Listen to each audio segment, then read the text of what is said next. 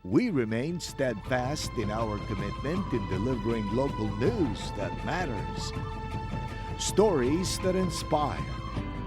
Enriching the lives of Filipinos in the Philippines and across the globe. This is your GMA Regional TV. Buong puso para sa Pilipino. Mga balitang angay at angan sa One Mindanao. Mga residente nga nasa compound sa Police Regional Office 10, mireklamo nga gibutangan og gate o gipadlakan ang dalan pasulod og gawas sa ilang kabalayan.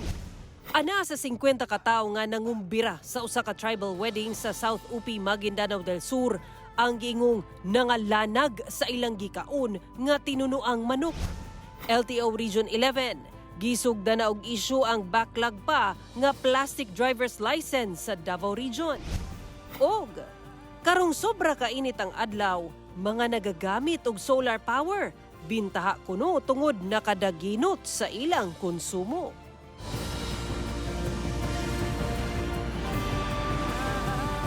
Ito ang GMA Regional TV, One Mindanao.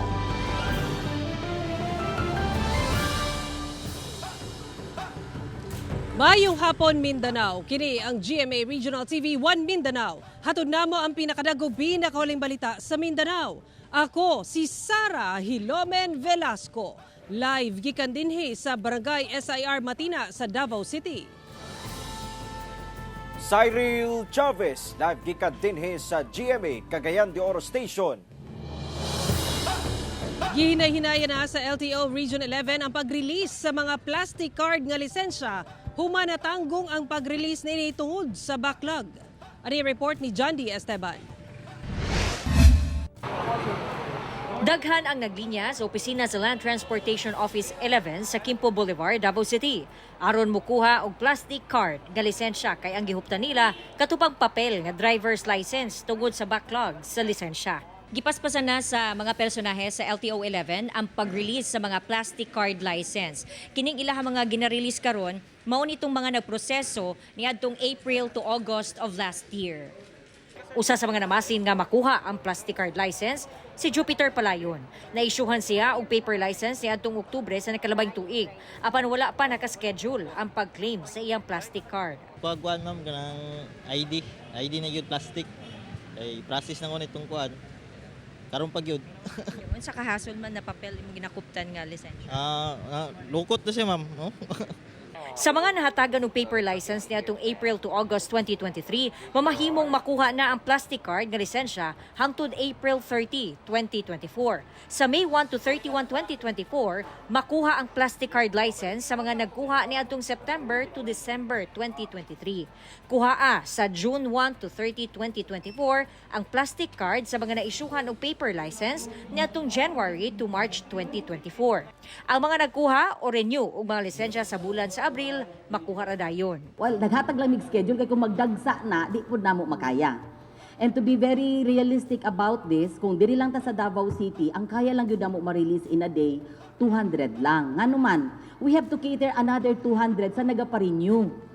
Di na mo pwede ihatag ta ng oras dito sa mag-add to og mukuha og plastic kay dili na basta ihatag lang ang plastic, no? Iproseso na pud nato na ang printing ana unya kana among mga engravers sa tinuod lang isa pag lang gyud ang among engraver nga maghimo og plastic. Kung dili mo makasunod sa schedule, we will still entertain. Sumala sa LTO 11, ilang gi-schedule ang pag-release aron dili mo dagsa sa ilahang opisina. Ang backlog sa LTO 11 anaa sa 139,000 o ginalantaw nga sa bulan sa Hunyo karong tuiga ma-release na kining tanan. Kauban si Jojo Solarte sa kamera, ako si John D. Esteban para sa One Mindanao. Usa ka sospek ang patay samtang tulo ang arestado nga nagkupot og mga ilegal nga armas atol sa bypass operation sa Talayan, Maguindanao del Sur. Misangpod sa pinusilay ang firearms bypass operation sa Criminal Investigation and Detection Group o CIDG BAR sa Barangay Poblasyon, Talayan, Maguindanao del Sur pasado alas 3 sa hapon adlawng Huwebes. Sumala sa CIDG BAR, nasayran sa mga suspitsado nga pulis ang ilang katransaksyon. Hinungdan nga misukol matod pa kini kanila. Atol sa hitabo, patay ang 52 anyos nga lalaking sospek Samtang nadakpa ng mga lalaking sospek nga 37 anyos, 49 anyos o 43 anyos. Samtang nakaikyas ang laing 26 anyos nga lalaking sospek o panayong gipangita. Na-recover gikan kanila ang upat ka mga tag-as nga kalibre sa armas ug mga bala. Kasuhan o paglapas sa RA 10591 o unlawful sale of firearms and ammunition and possession of unlicensed firearms ang mga nadakpang sospek kinsa walay pahayag. Mapasalamato ng labaw sa 6th Infantry Division kalabot sa kalampusan sa ilang operasyon batok sa Bangsamoro Islamic Freedom Fighters o BIFF kung asa 12 ang patay sa kabahin sa BIFF lakip ang ilang lider sa Datu Saudi Ampatuan sa Maguindanao del Sur. Ano ang report ni Abby Caballero? Congratulations sa inyong lahat. Pwede bang palakpakan ninyo yung sarili ninyo? Kalampusan matud pa alang sa 6th Infantry Division ang baguhay lang nga operasyon batok Bangsamoro Islamic Freedom Fighters o BIFF sa Datu Saudi Ampatuan Maguindanao del Sur asa 12 ang patay lakip ang ilang lider. Gipresenta sab sa 6th ID ang mga armas nga ilang na-recover ngadto sa media. We are hoping na maging daan ito para makamit na yung totoo, yung tunay at pangmatagalan na kapayapaan dyan sa lugar na yan. Sumala sa otoridad, anaa na lang sa kapin 20 ka BIFF ang ilang na-monitor sa maong lugar. Apan daghan daw gihapon og taga-suporta ang maong grupo. Busa na nawagan sila sa mga nahabiling miyembro nga musurrender na. We know for a fact na marami pa rin silang mga remnants dyan. That's why we are encouraging them to instead surrender. Makakaasa po kayo na tutulungan namin sila para hindi na umabot sa bakbakan yung pag-aalangan nila. Ibigyan sila ng kaukulang due process. Ako si Abby Caballero para sa One Mindanao. Karong naglagite ang init sa adlaw, gipahimuslan kini sa ubang tagbalay aron gamitong tinubdan sa kuryente o solar energy kung tawagon. Gani sumala sa usa ka nagagamit ni ini sa Davao City, bintaha gayod ang ilang pag-install og solar panels kay gawas sa makapatuyang og gamit sa appliances, dili pa sila mabalaka sa bil sa kuryente. Ano ang report ni Argil, relator. TV, electric fan, washing machine, suga, fish pan, CCTV, personal computer, water dispenser, refrigerator ug air-conditioned units. Pipila lang kini sa mga appliances na ginagamitan og kuryente niining usa ka balay sa Davao City. Kung kwentahon, dako gayo daw ang makonsumo kuryente, ilabi na kanunay ginagamit ang tanang appliance sumala sa tag-iya sa balay. Apan dili kini problema alang kanila kay doon na sila naka-install nga solar panels. Gani ang atop sa ilang balay, halos nalukop na sa solar panels nga mao'y makaprovide sa dakong porsyento sa demand sa kuryente sa ilang balay. Previously, katong wala pa mi solar panel, dako gyud mig bill. Imagine, that was 4 years ago, 6,008 among average na kanang bill.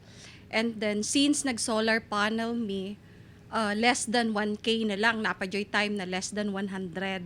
So, wise investment jud siya. Makapatuyang matud pa sila bisan pa og 24 oras nga nakaandar ang ilang air-conditioned units gikan sa sala hangtod na sa mga kwarto. Karong sobrang init ang panahon, ganar kaayo ang dunay solar panel, sanglit maka-harvest kini og volume sa kuryente. Sa gayong maigo sa sidlak sa adlaw ang solar panels, maabsorb sa PV cells nga anaa sa panels ang enerhiya gikan sa adlaw. Makamugna ang maong enerhiya o electrical charges nga mulihok base sa internal electrical field sa cell nga resulta sa pagsubay na sa kuryente. I suggest kung naatay gamay budget, pwede raman mag-start na gamay lang siya, pila lang ka panels. 6 kilowatts na mo na solar karon, gi-installment na siya namo. So nag-start me from 3,000, tapos nagdugang-dugang lang mi. So na-average yun siya mga, start yun mig 100 plus. Anak. Tuod man mo gasto gayud sa pagpalit ug pag-install og solar panels, apan wise ug practical investment matud pa kini. Labi na karong nagamahal ang bill per kilowatt hour sa kuryente, samtang libre lang ang init sa adlaw. Ang ROI sa imuhang investment muralag mudagan na siya 2 years or less than 2 years. Kay tapos magamit nimo for 25 years. So dako gyud kay siyang help. Gawas nga long-term ang benepisyo hatod sa solar panels. Dili sab gasto sanglit pagpanglimpyo lang ang ilang maintenance niini. Sumala sa Department of Energy, gawas sa makatipid sa bil sa kuryente, makatabang sa matud pa ang paggamit og renewable energy aron maminusan ang epekto sa climate change, pinaagi sa paggamit og clean energy technologies, ingon man ang pagpakunhod sa pagsalig sa nasod sa mahal nga imported fossil fuels. Kauban si Mel Colmenares sa kamera. Ako si Argil Relator para sa One Mindanao.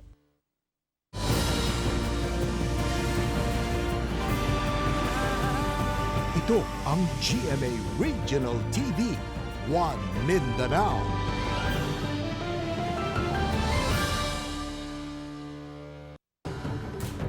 Mialma ang mga residente nga nakapuyo palibot sa Camp Alagar sa Police Regional Office 10 sa Cagayan de Oro City.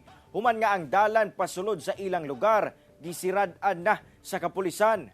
Hinoon, dunay pagpasabot ang kapulisan, kalabot ni ini. Aniya ang atong balitang barangay. Adlawng Miyerkules, pasado las 5 sa hapon, nakurat ang mga residente sa Zone 3 ug 4, Sitio Camp Alagal sa Barangay Lapasan, Cagayan de Oro City. Diyang ang mga personay sa Police Regional Office 10, giwelding ang usa ka dakong gate dayon gipadlakan. Butang nga nakapabalaka sa mga residente nga sobra 40 hangtod 50 ka tuig nga nagpuyo sa mong lugar. Sanglit mao lamang kini ang nag-inusarang dalan pasulod og pagawa sa ilang compound. Giadtuan sa GMA Regional TV 1 Mindanao ang lugar. Daw nakulong na sa ilang kaugalingong balay ang mga residente. Lisod po sa amo ang inig na ay emergency, wala gyud mi laing ma-access nga dalan kundi kana ra gyud siya unya karon kay gipadlak. Dako gid kay nga problema namo og perwisyo. Mohangyo lang mi sa amo ang general dire si RD namo nga unta matagaan mi og oras lang makasulod og gawa sa among sakyanan. Mga pareho sa ilang gibuhat atong kuan nga alas 10 sa gabi ilan ang isarado. Agree mi ana pagka alas 5 sa buntag abli na po ang sakyanan. Kung kaniadto ang mga residente dinhi, maglahos-lahos lang pinaagi ni ining gate nga nakasumpay na sa Camp Alagar sa PRO 10.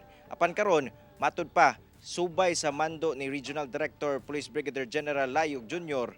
Karon gisirad-an na ang maong gate ug di na makalahos pa ang mga residente nga namuyo dinhiya. Tungod sa pagpasirado sa dalan, iskinita na lang ang maagian sa mga residente. Kapag gisirado ang gate no dito sa Camp Alagar, diri sa Cagayan de Oro City, ang mga residente dili na moagi sa kaning gamayng iskinita padulong ngadto sa highway. Pero ang problema nila karon kay ang ilahang mga sakyanan hilabi pa kung may mga emergency nga mahitabo, asa sila moagi nga dali sila maabot ngadto sa highway. Ang mong problema gipaabot na sa Barangay Council sa Lapasan. Nagpadala na sab sila og sulat ngadto sa buhatan sa Pro-10 aron makigdialogo. We are talking about lives of individuals nga mga residente sa Barangay Lapasan. So what we hope to achieve is kitang gitawag na to og kanang peaceful proposal and settlement among sa people involved. Sa kabayan sa Pro-10, gihimo matud pa nila ang pagpasirado sa mong gate o dalan sa mga residente tungod sa pagpatuman og mas striktong seguridad palibot sa kampo. We are talking about Police Regional Office 10. Regional office ka na sa ato ang kapulisan, and importante kaayo mga ma-regulate nato ang musulod gawas ang mga sakyanan o di pagkaha nga tao. So one entry, one exit policy mao pa na ang anaa sa atubangan sa ato ang kampo. Hinoon, andam kuno ang Police Regional Office 10 nga makigdialogo sa barangay ug mga residente. Kauban si Makoy Simpron sa kamera. Ako si Cyril Chavez para sa One Mindanao. Dili mo buo sa 50 ka individual sa South UP sa Maguindanao del Sur ang gidala sa ospital human giingong nangalanag. Ani report. Mikabat sa 50 ka individual sa Barangay Kigan ug Barangay Pandan sa South UP Maguindanao del Sur ang gidala sa ospital human nakasinati og pagsuka-suka pagpanakit sa tiyan, pagkaribanga ug pagkalipong adlaw Miyerkules. Sumala sa Integrated Provincial Health Office sa Maguindanao, mitambong sa usa ka tribal wedding ang mga apektado kung asa nakakaunmatod pa sila og tinunuan nga manok. Hinuon nagpadala na og surveillance team ang IPHO aron sutaon ang hinungdan sa giingong food poisoning. Kasi siguraduhin natin na bigyan natin ng karapatang diagnosis. No? We will do some tests and we'll send it to Manila kung ano talagang klase. Although sinasabi natin food poisoning, but kailangan din natin malaman, no, kung ano yung chemical, no, na nakapaloob doon.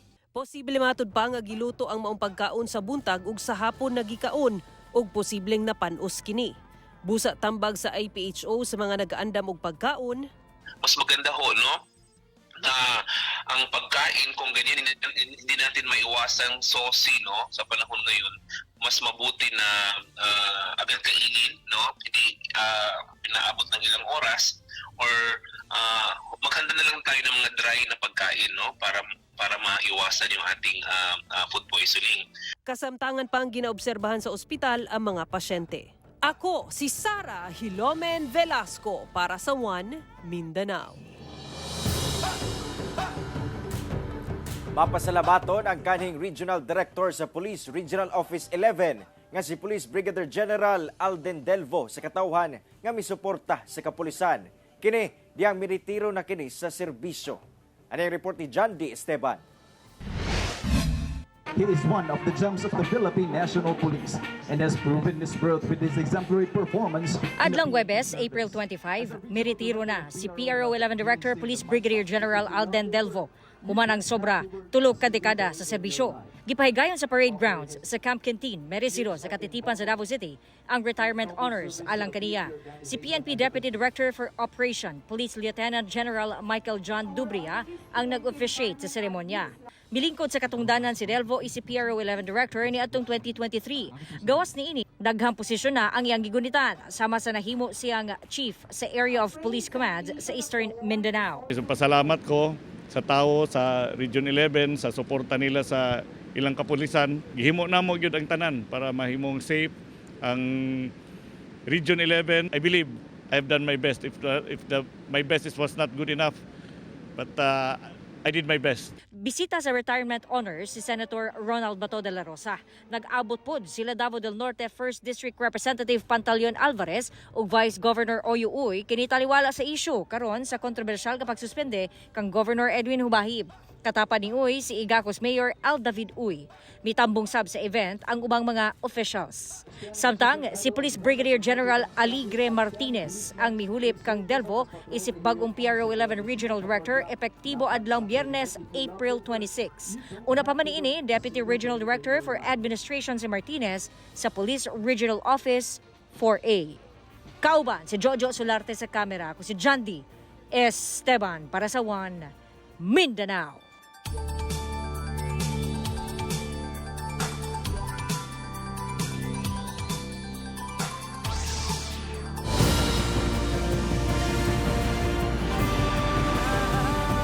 Ito ang GMA Regional TV, One Mindanao.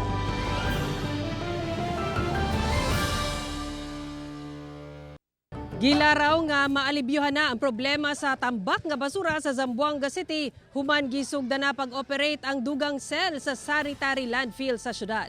Ano yung report ni Krisa Dapitan? Daw bukid na kining mga basura nga nakatambak sa cell number 2 sa sanitary landfill sa Barangay Salaan sa Zamboanga City.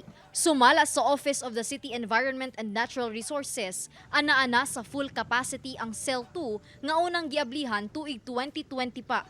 Aron maalibyuhan ang problema sa tambak nga basura sa sanitary landfill, giablihan na ang bagong cell number 3 nga anaa sa 1.7 hectares. Sumala sa OCNR, kining cell number 3 adunay 3 years nga lifespan nga kayang mag-accommodate og 200 tons nga residual waste o basura kada adlaw. Kining maong proyekto gigahinan og 99.94 million pesos nga budget sa gobyerno. Our plan for the cell 2 is to cover it with soil as mandated by the law. Tan target lang kami, kalablas sila 3 years, LDSUYO conditions, well-managed ele, well-operated ele in such a way na hindi tang compromise LD aton mga environmental regulation and policies. Dugang sa OCNR, sa mga milabayng tuig, anaalang sa 160 hangtod 190 tons per day ang basura nga makolekta sa syudad kada adlaw. Apan, sa ulahing tala sa ahensya sukad Enero hangtod Abril ning tuiga, ana sa 200 tons per day ang basura. Ana sa kinatibuk ang 10.6 hectares ang sanitary landfill. Busa, gilaraw sa ahensya ang paghimo og 5 ka cell sulod sa maong landfill. Gani sa karon, ginasugdan na nila ang paglihok alang sa pag-abli na sab sa cell number 4 nga posibleng ablihan ug magamit sa tuig 2027. Apan bisan niini, giawhag gihapon sa OCNR ang publiko nga mutabang sa pakigbatok sa problema sa basura sa syudad. This is our waste management program. Really asigura kay we are segregating our waste para elko sa kita lebabuta alya is talama kita residual. Debe man ayudahan kita todo kay el problema na waste management is really a shared responsibilities. Kauban si Sim Romero sa kamera, ako si Chris Dapitan para sa One Mindanao. Usa ka dakong sawa ang napalgan sa mga residente sa pader sa usa ka tulunghaan sa Zamboanga City nga nakahatag og kabalaka sa mga ginikanan nga dunay mga anak nga nagtungha sa mong tunghaan. Dugang detalye sa report ni Efren Mamak. Alas 3 sa kadlawon niadtong Lunes, naabtan sa residente nga si Pia Miones kining usa ka sawa nga matud niya hinay-hinay nga mikanaog sa pader sa Ayala Central School sa barangay Ayala, Zamboanga City, una kini nawala. Matud pa, gilabayan kuno kini og bato sa mga kabatan-unan. May nagkakagulo na bata, mga kabataan, so akala namin may rumble. So chinek namin, yun palang pinagkakagulan nila is yung ahas na po sa may pader ng Ayala Elementary. Dihang gipost niya kini sa social media, nabalaka ang pipila ka mga ginikanan sa maong tunghaan. Siyempre as a parent, itong mga anak kagmay, makahadok basin, ilang labayan og bato, masakitan, ang bitin manggod, masakitan na fight back manggod na. Busa, nagpaygayon og monitoring og search operation ang Barangay Council sa Ayala. Human sa pipila ka adlaw, napalgan balik ang maong sawa nga may patong sa pikas bahin sa maong pader sa tunghaan pasado alas 11 sa gabi niadtong Miyerkules. Dinhi na kini gitsempuhan og dakop sa mga personahe sa barangay. Akil klase kulebra hindi man tabi nila venenoso, parang nakipasa ka naton kasero ba. Right after ya kubri ko nese that night, pagkamanyana ya libanay kami sa kina barangay, ya pune ko nese na sako, and yaman turn over kami, lama kami na DNR para chine proper disposition. Gibana-bana ang moabot sa 12 feet ang gitason sa maong sawa. Sumala sa tagdumala sa Ayala Central School, padayon ilang pagpanglimpyo sa palibot bisan walay kasiguruhan nga sa sulod mismo sa tulungaan nagikan ang maong bitin. So we are wondering si onde sa Leel Culebra. As a school kami tamen aki na eskwela. So to prevent para el mga bata safe regarding sa mga kulebra, we should see to it our surrounding will always be clean. Kauban si Sim Romero sa kamera. Ako si Efren Mamak para sa One Mindanao. Nagkatapok ang mga volunteers sa nagkadaiyang sektor sa Iligan City aron dungan nga mananom og mangrove trees. Takip sa mga volunteer, mga estudyante ug magtutudlo, non-government ug socio-civic organizations, kauban ang lokal nga kagamhanan, kasundaluhan ug kapulisan. Nananom sila og mga punuan sa mangrove palibot sa Esplanade sa Bayog Island sa Tibanga, Iligan City. Sumala sa Pakigdaet Foundation, gihimo nila kini nga aktibidad kay dakong epekto kanila ang nahitabong bagyong Sendong niadtong 2011. Target sa LGU nga makapananom og gana sa 10,000 ka mga punuan sa mangrove. Doon na say ubang volunteer nga namunit og basura atol sa coastal cleanup sa Aplaya sa syudad. Significant both geographical, environmental, and pain of Iligan. So we would like to change that history by really one plant at a time. We will build a protected Iligan, and we don't want that Sendong will devastate that again. Mindanao Federation of Transport Cooperative nagkatigom aron ipanawagan ang hingpit na pagpatuman sa franchise consolidation deadline karong April 30. Ang detalye sa report ni James Paulo Yap.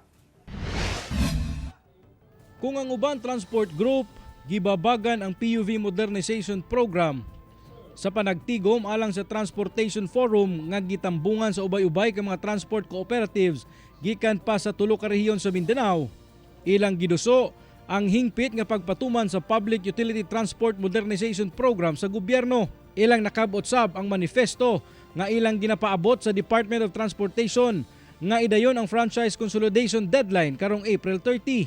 Bastante na kuno ang panahon nga gihatag sa mga individual jeepney operators aron nga makapamiyembro sa kooperatiba o korporasyon. Na hindi po phase out ang sinasabi namin, phasing out. Ibig sabihin nun, tanggalin mo yung bulok, palitan ng bago na PNS compliant. Bilang nagsiservisyo kami na dapat requirement na i-deliver natin yung safety na sasakyan, convenient na sasakyan, affordable na pamasahe, reliable anong oras na kailangan, nandyan ang public transport. Gidugang sa Land Transportation Franchising and Regulatory Board 10 kun LTFRB nga lagpas na sa 90% ang consolidated franchise sa PUJ sa tibuok Rehiyon 10. Suportado sab sa LTFRB 10 ang panawagan sa maong mga transport cooperatives. Pagkatapos ng ating deadline, then dyan po maglalabas ang ating central office ng guidelines or calendar of activities doon sa pagmumodernize na ng ating mga vehicle. Ang gobyerno natin, inaalis ho na yung magkumpare na driver pag kumita ngayong umaga, ngayong tanghali oras na ito, nag-iinuman na mamayang hapon, wala nang papasada. Sumala sa LTFRB 10. Sa pagkakaron, wala pa sila'y nadawat nga kamanduan gikan sa National Office nga maghatag lugway sa franchise consolidation deadline karong April 30. Kauban si Roland Cañas sa kamera. Ako si James Paulo Yap para sa One Mindanao. Giuyunan ni kanhi PNP Chief Senator Ronald Bato de la Rosa ang pagban sa mga tattoo sa mga pulis. Sumala ni De La Rosa mas maayong tangtangon ang mga tattoo ilabi na ngadto sa makita dayon o visible. Daan na daw kini nga gibawal base sa polisiya sa Philippine National Police. Apan dugang niya okay ra kaniya ang mga sibilyan nga magpatato kay nakasabot siya nga art kini alang kanila. Apan sa pulis dili siya uyon. Sa maong mando kinahanglang magsumite og affidavit of undertaking ang mga pulis din ilang ibutang kung asa nahimutang ang tattoo kung naa na daan. Bawal na pod kini dugangan ug hatagan sab ang mga pulis nga dunay tattoo og 3 ka bulan nga tangtangon ang mga visible nga tattoo. Daan ang nagpadayag ang ubang lawmakers nga walay legal nga basehan ang maong polisiya ug gitawag kining unconstitutional. Dugang nila dili kini basehan sa pagpanerbisyo ug sukdanan sa good moral conduct sa usa ka pulis. Wala, no problem with civilians. Wala kami pakialam sa inyo. Kahit na hasta ninyo butangan yung tattoo niya, wala pakialam. It's your expression of your artistic desire. Pag pumasok ka sa PNP, kasama yan sa disiplina. Usa ka estudyante sa North Cotabato ang gihimong panginabuhian ang paghimo og managlahing produkto gikan sa mushroom. Ato siyang ilaylahon sa report ni Abby Caballero. Pipila na katuig nagatanom og oyster mushroom ang banay ni Mikeji Arancon nga taga President Roxas, North Cotabato. Apan sumala niya duna daw mga higayon nga hinay ang palit sa oyster mushroom. Busa dili na mapusla ng uban kay nangadaot na. Hangtod sa gisulayan nila ang pagmugna og managlahing produkto gamit ang oyster mushroom. Karon daghan na ang ilang mga produkto sama sa fruiting bag oyster mushroom, chicharon, pulveron, kropek ug sabon nga gama sa oyster mushroom. Yun yung mali po namin kasi production-oriented lang po kami. Pag stagnant lang po namin, mag-iba po yung quality at the same time malaya po siya. So, naisip po namin, i-turn po siya sa processing at matagal po siyang masira po. Kapintuig na daw sukad nagapamaligya sila sa nasangpit nga mga produkto. Gani dako daw kining tabang sa galastuhon alang sa iyang pag-eskwela. Sa karon first year college si Mikeji sa kursong agribusiness. Nang hinaot siya nga mapalambo pa ang ilang negosyo. Maliit lang po talaga yung grower ng oyster mushroom at hindi po talaga kilala yung oyster mushroom. Kasi ang kilala po nila ng mushroom is yung bolbaliera, yun po, yung sukol po. Goal ko is makilala at the same time maging innovative yung product at the same time marketable. Kauban si Gary Balantay sa kamera. Ako si Abby Caballero para sa One Mindanao. Mao kadto ang mga ulahing balita sa Mindanao karong adlaw. Mamahimo ninyo kinig makita pag-usab pinagi sa pagbisita sa official website sa GMA Regional TV O bisita ang mga official YouTube channel o i-click ang subscribe button para sa pinakaulahing balita. Daghang salamat sa atong mga kapuso sa Mindanao nga nagalantaw kanamo sa atong mga kapuso abroad. Parahin lang sa pagtutok sa mga lokal nga balita matag adlaw tungod sa GMA Regional TV, Local News Matters. Kami ang GMA Regional TV 1 Mindanao. Tibok persa para sa mas da komisyon ug mas halapad nga pagserbisyo sa nasod. Happy weekend ug mag-amping ta mga kapuso.